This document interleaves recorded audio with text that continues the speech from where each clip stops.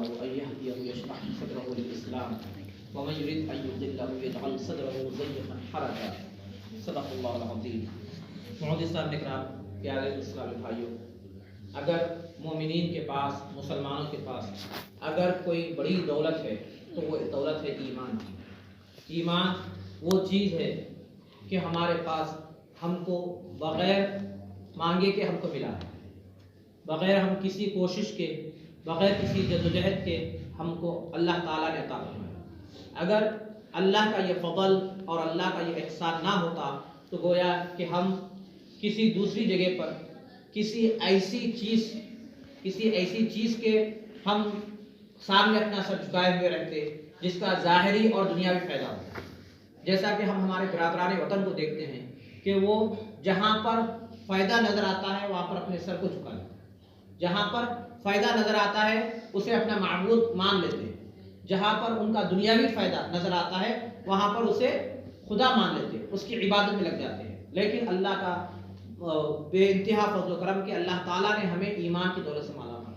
پھر اس کے بعد پھر اللہ تعالیٰ کیا فرماتا ہے کہ فَمَن يُرِدِ اللَّهُ أَن يَهْدِيَهُ يَشْرَحْ صَدْرَهُ لِلْإِسْلَامِ، کہ اللہ تعالیٰ جسے چاہتا ہے ایمان کی ہدایت دے۔ اللہ تعالیٰ اپنے بندوں میں سے جسے چاہتا ہے کہ ہدایت دے تو اس کے سینے کو اسلام کے لیے کھول دیتا ہے، اسلام کے لیے، یعنی دین کی فکر اس کو اللہ تعالیٰ عطا فرماتا ہے کہ دین کی فکر کرتا ہے، دین کے بارے میں غور و فکر کرتا ہے، دین کے بارے میں سوچتا ہے کہ اسلام کے لیے وہ کیا کر رہا ہے اور اسلام کے لیے اس نے کتنا وقت نکالا۔ اور اس کے بعد پھر اللہ تعالیٰ آگے کے آیت کے حصے میں اللہ تعالیٰ تنبیہ کر رہا ہے، ڈرا رہا ہے کہ غور کرو کہ وَمَن يُرِدِ اللَّهُ أَن يُضِلَّهُ يَجْعَلْ صَدْرَهُ ضَيِّقًا حَرَجًا، کہ اگر اور بعض ایسے بھی بد نصیب ہوتے ہیں کہ جنہیں اللہ تعالیٰ چنتا نہیں اپنی ہدایت کے لیے تو ان کے سینے کو اسلام کے تعلق سے تنگ کر دیتا ہے، یعنی بے فکر کر دیتا ہے، ان کو جو سو بے تعلق کر دیتا ہے کہ اسلام کے تعلق سے، دین کے تعلق سے کوئی ان کو فکر نہیں ہوتی ہے، کوئی انہیں توجہ نہیں ہوتی ہے، اور پھر انہیں کوئی احساس نہیں رہتا ہے کہ اسلام کے بارے میں، دین کے بارے میں وہ کیا کر رہے ہیں۔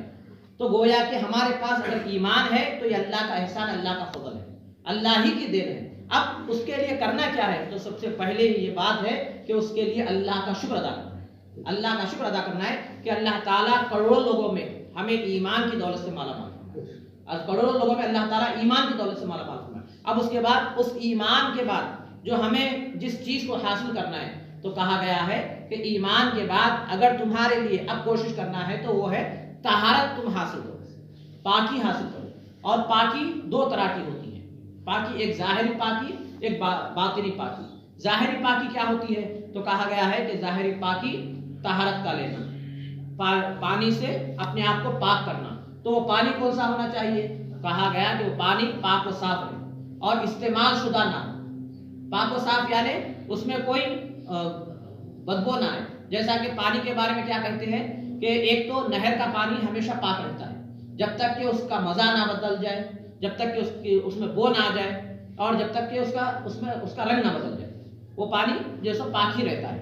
اب وہ اس کے بعد دوسرا استعمال شدہ پانی کون سا ہے؟ تو کہا گیا ہے کہ استعمال شدہ پانی وہ ہے جو ایک شخص پاک پانی سے وضو بنایا تو وہ پانی پاک ہی رہتا ہے، ناپاک نہیں ہوتا ہے، لیکن اسی پانی سے دوسرا آدمی وضو نہیں کر سکتا، کس لیے کہ وہ مستعمل ہے، یعنی وہ استعمال شدہ پانی ہے۔ اور یہ طہارت ظاہری طہارت ہوتی ہے، یعنی ظاہری پاکی۔ اب ظاہری پاکی حاصل کرنا سے کیا حاصل ہوتا ہے؟ تو کہا گیا ہے کہ ظاہری پاکی حاصل کرنے سے ہماری نماز درست ہوتی ہے، ہماری عبادتیں درست ہوتی ہے، ہمیں قرآن چھونے کا موقع ملتا ہے، قرآن چھونے کی اجازت ملتی ہے ظاہر۔ باطنی پاکی کیا ہوتی ہے؟ تو کہا گیا ہے کہ باطنی پاکی اللہ پر توکل کرنا، اللہ کے علاوہ کسی پر یقین نہیں کرنا، اور اللہ کے علاوہ اگر کسی چیز پر ہمارا اعتماد ہو رہا ہے تو پھر یہ توکل میں کمی ہوتی ہے، اور یہ مومن کی پہچان ہے۔ فرمایا، کیا فرمایا؟ مومن کی یہ شان ہے، کیونکہ اللہ تعالیٰ قرآن مجید میں کیا فرمایا؟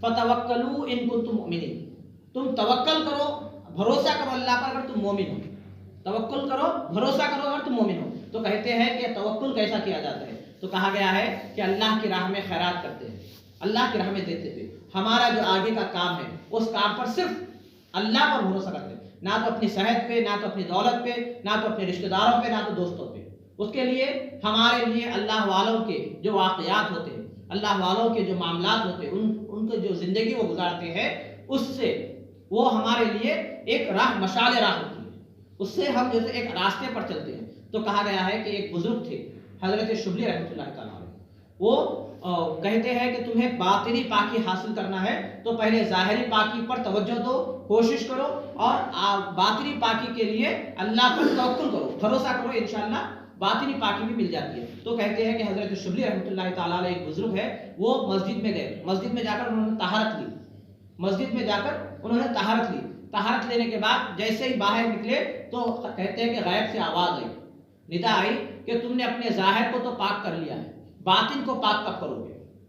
ظاہر کو تو پاک کر لیا، باطن کو پاک کب کرو گے؟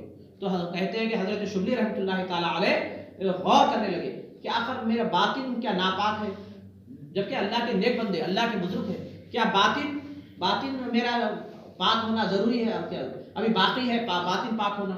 کیا کمی ہے میرے باطن میں؟ یہ غور و فکر کریں۔ اس کے بعد جب کچھ سمجھ میں نہ آیا تو ایک بات انہیں سمجھ میں آئی کہ میں باطنی پاکی کے لیے میں کوشش نہیں کیا، کوشش کیا کرنا ہے؟ تو کہا، انہوں نے اپنے آپ میں فیصلہ کیا کہ مجھے توکل کرنا چاہیے، اللہ پر مجھے بھروسہ کرنا چاہیے۔ اب اللہ پر بھروسہ کرنے کے لیے کیا کرنا چاہیے؟ فوراً کہتے ہیں کہ وہ اپنے گھر کو آئے، آ کر جتنا اپنے پاس ساز و سامان تھا، جتنا اپنی ضروریات کی، خواہش کے نہیں، اللہ والوں کے پاس تو خواہش کی چیزیں نہیں ہوتی، ہمارے پاس رہتی ہے خواہش کی چیزیں، ہم جیسے ضرورت ایک دو جوڑے کے رہتے ہیں، ہمارے پاس 10 جوڑے رہتے ہیں۔ تو جیسے ضرورت کی جو چیزیں تھی وہ تمام کی تمام چیزیں اللہ کی راہ میں انہوں نے صدقہ کر دیا، اللہ کی راہ میں تمام چیزیں خیرات کر دی، اور کہتے ہیں کہ ایک ایسے لباس میں تھے جس سے نماز ہو جاتی، نماز ادا ہو جاتی ہے، ایسے لباس میں انہوں نے 1 سال گزارا، وہ 1 سال انہوں نے گزارا۔ اس کے بعد اللہ کے فضل سے انہیں اطلاع ملی، اللہ کے فضل سے انہیں یہ پیغام ملا کہ اللہ تعالیٰ نے ان کے باطن کو پاک کر دیا۔ کیسے ملی؟ کہتے ہیں کہ ایک مرتبہ وہ جا رہے تھے تو حضرت جنید بغدادی رحمۃ اللہ تعالیٰ علیہ سے ان کی ملاقات ہوئی، تو حضرت جنید بغدادی رحمۃ اللہ تعالیٰ علیہ نے ان سے ملاقات کر کے کہا کہ بابا تم نے ظاہری پاکی کو حاصل کر لیا تھا، لیکن باطنی پاکی کے لیے تم نے جو کوشش کی اللہ تعالیٰ نے تمہیں اس میں کامیاب کر دیا تھا۔ اور اس کے بعد پھر اللہ تعالیٰ نے انعام کیا دیا؟ حضرت شبلی رحمۃ اللہ تعالیٰ علیہ کو انعام کیا دیا؟ کہتے ہیں کہ جب ان کا آخری وقت آیا تو جب تک وہ کبھی جو سو بغیر وضو کے نہیں تھے، کیونکہ سرکار کی حدیث بھی ہے نا، سرکار کی ایک حدیث مبارکہ ہے کہ سرکار دو عالم صلی اللہ علیہ وسلم فرمائے کہ تم ہمیشہ باوضو رہو، ہمیشہ باوضو رہو، جب تم باوضو رہو گے تو تمہارا محافظ، یعنی ہمارا محافظ کون؟ اللہ تعالیٰ، تمہارا محافظ ہمیشہ تمہیں اپنی حفاظت میں رکھے گا، ہمیشہ اپنی پناہ میں، اپنی حفاظت میں رکھے گا، سرکار دو عالم صلی اللہ علیہ وسلم۔ تو اس کے بعد کہتے ہیں کہ حضرت شبلی رحمۃ اللہ تعالیٰ علیہ کا جب آخری وقت آیا تو آپ طہارت سے فارغ ہوئے، بے وضو ہوئے، طہارت کی ضرورت پڑی تو آپ کے جو لاغر ہو گئے تھے، آپ جو کمزور ہو گئے تھے، ہاتھوں پیروں میں جو کمزوری آ گئی تھی، اس کی وجہ سے آپ جیسو طہارت لینا، وضو بنانا آپ کے لیے مشکل ہو گیا تھا۔ تو آپ نے اپنے مرید سے کہا کہ مجھے طہارت کراؤ، یعنی وضو بناؤ۔ تو کہتے ہیں کہ مرید نے وضو بنایا، تو وضو بناتے بناتے جو داڑھی میں جو خلال کرنا ہوتا ہے وہ خلال نہیں کیا، تو آپ اس کا ہاتھ روک لیا، وہ بولنے کی اتنی ابھی طاقت نہیں تھی، تو آپ نے ہاتھ پکڑ لیا، پکڑ کر اشارے سے بتایا تو خلال کیا گیا، داڑھی میں خلال کر کے مکمل وضو کیا گیا۔ جب مکمل وضو کرایا گیا تو اس کے بعد آپ کا وصال ہوا، اس کے بعد آپ کا انتقال ہوا، یعنی آپ طہارت کے ساتھ باوضو آپ کا انتقال ہوا۔ تو گویا کہ بتانے کی بات کیا ہے کہ اس کے بعد کہا گیا ہے کہ حضرت شبلی رحمۃ اللہ تعالیٰ علیہ کی ایک شان تھی کہ آپ جب ظاہری وضو کرتے تو آداب کا بھی اتنا لحاظ کرتے کہ کبھی جیسے داڑھی کا خلال بھی آپ نہیں چھوڑتے، داڑھی کا خلاف نہیں چھوڑتے، کوئی چیز نہیں چھوڑتے۔ اس لیے اللہ تعالیٰ نے ان کے باطن کو پاک کیا اور پھر اس کے بعد باطہارت باوضو ان کا وصال ہوا۔ تو کہتے ہیں کہ جیسے ایک تو ایمان پر ہونا ہے، مضبوط ایمان، تو اللہ پر کامل یقین، کامل بھروسہ، دوسرا ہمیشہ باوضو رہنا ہے۔ جب ہمارے ظاہر کو ہم پاک کرتے ہیں تو اللہ تعالیٰ ہمارے باطن کو پاک کرتا ہے، اللہ تعالیٰ ہمارے باطن کو پاک کرتا ہے۔ اب ایک چھوٹی سی بات بتاتے ہوئے میں اپنی بات کو ختم کر دوں کہ ایک بزرگ تھے، وہ اس سے پہلے بھی شاید میں بتایا، ایک بزرگ تھے، وہ بزرگ کو معلوم ہوا کہ فلاں جگہ ایک خاتون ہے جو لوگوں کو کے لیے جو سو کچھ گناہ کا ذریعہ بنی ہوئی ہے، ایک عورت جو سو گناہ کا ذریعہ بنی ہوئی ہے۔ تو آپ نے کام یہ کیا کہ اس عورت کو اپنے لیے، اپنے ایک رات کے لیے آپ نے خرید لیا، خرید کر جیسے اس کو بلا کر غسل کرنے کا اسے حکم دیا.